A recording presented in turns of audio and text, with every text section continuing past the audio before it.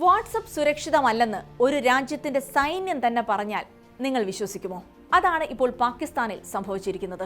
ഔദ്യോഗിക ആശയവിനിമയത്തിന് വാട്സപ്പ് ഉപേക്ഷിച്ച് ചൈനയുടെ WeChatലേക്ക് മാറാനാണ് പാകിസ്ഥാൻ സൈന്യത്തിന്റെ തീരുമാനം. ഇന്ത്യ ദേശീയ സുരക്ഷയുടെ പേരിൽ നിരോധിച്ച അതേ ആപ്പാണ് ഇന്ന് പാകിസ്ഥാൻ സൈന്യത്തിന്റെ പുതിയ തെരഞ്ഞെടുപ്പ്. ഈ തീരുമാനത്തിന് പിന്നിൽ സുരക്ഷാ കാരണങ്ങൾ മാത്രമാണോ, അതോ ചൈന പാകിസ്ഥാൻ ബന്ധത്തിലെ പുതിയ അധ്യായമാണോ? വിശദമായി നോക്കാം. സ്വാഗതം ഇൻഡെപ്തിലേക്ക്.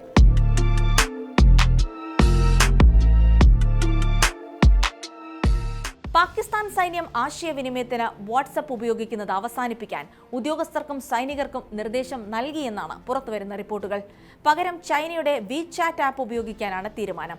വാട്സപ്പിലൂടെ നടക്കുന്ന ഔദ്യോഗിക സംഭാഷണങ്ങൾ ചോർത്തപ്പെടാനോ ഹാക്ക് ചെയ്യപ്പെടാനോ സാധ്യതയുണ്ടെന്ന വിലയിരുത്തലിലാണ് പാക് സൈന്യത്തിന്റെ പുതിയ നീക്കം. അതിനാൽ ഘട്ടം ഘട്ടമായി എല്ലാ ഔദ്യോഗിക ചാറ്റുകളും WeChatലേക്ക് മാറ്റാനാണ് ഉദ്ദേശിക്കുന്നത്. എന്തുകൊണ്ട് WeChat? വെറും മെസ്സേജിംഗ് ആപ്പ് മാത്രമല്ല WeChat. വാട്സപ്പ് പോലെ തന്നെ ടെക്സ്റ്റ് മെസ്സേജുകൾ, വോയിസ്, വീഡിയോ കോളുകൾ, ഫയൽ ഷെയറിംഗ്, ഗ്രൂപ്പ് കമ്മ്യൂണിക്കേഷൻ തുടങ്ങി നിരവധി സംവിധാനങ്ങൾ WeChat പ്ലാറ്റ്ഫോമിൽ ലഭ്യമാണ്.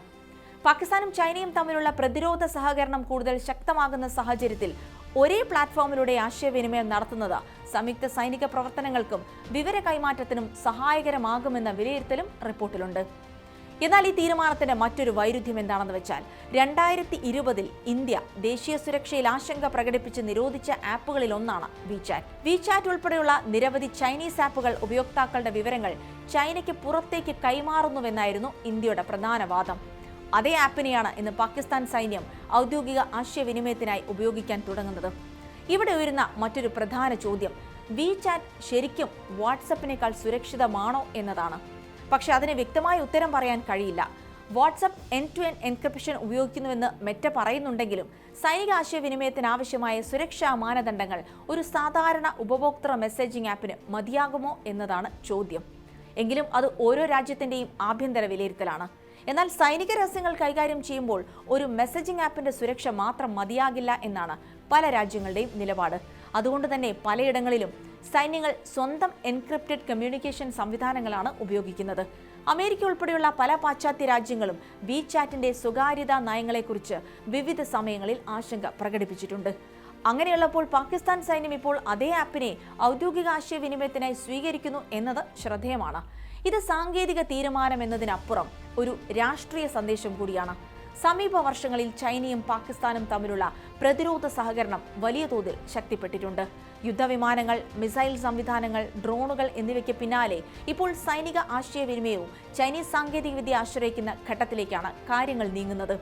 WeChatലേക്ക് മാറുന്നതിലൂടെ സുരക്ഷയുടെ കാര്യത്തിൽ മാത്രമല്ല ചൈനയുമായുള്ള പാകിസ്ഥാന്റെ ഭാവി സഹകരണത്തിന്റെയും കൂടി സൂചനയായാണ് ലോകം ഇതിനെയും ഉറ്റുനോക്കുന്നത്. ഒരു കാലത്ത് ആയുധങ്ങളും യുദ്ധവിമാനങ്ങളും മാത്രമായിരുന്നു ചൈനയും പാകിസ്ഥാനും തമ്മിലുള്ള പ്രതിരോധ സഹകരണത്തിന്റെ പ്രതീകം. ഇന്നത് സൈബർ സുരക്ഷയിലേക്കും ഡിജിറ്റൽ കമ്മ്യൂണിക്കേഷനിലേക്കും വ്യാപിക്കുകയാണ്.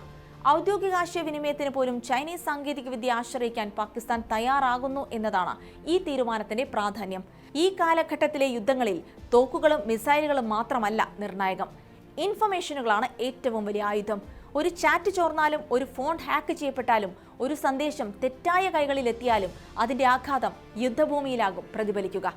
അതുകൊണ്ട് തന്നെ ഇന്ന് സൈന്യങ്ങൾ ഉപയോഗിക്കുന്ന ആയുധങ്ങൾ മാത്രമല്ല, അവർ ഉപയോഗിക്കുന്ന മെസ്സേജിംഗ് ആപ്പുകളും ദേശീയ സുരക്ഷയുടെ ഭാഗമാണ്.